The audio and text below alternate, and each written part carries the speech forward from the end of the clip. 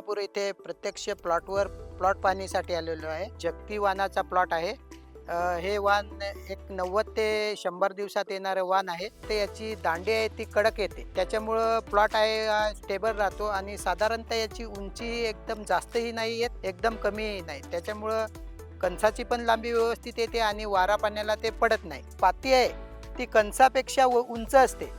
त्याच्यामुळं जे कीटक वगैरे बसतात याच्यावर ते पात्यावर बसतात. त्याच्यामुळं कणस जी आहे त्याचे दाण्यांना डंक वगैरे मारण्याचं प्रमाण कमी होतं. तिथेही या वाणाचे फुटवे भरपूर प्रमाणात झालेले आहेत. एक सडामध्ये 25 फुटवे आहेत.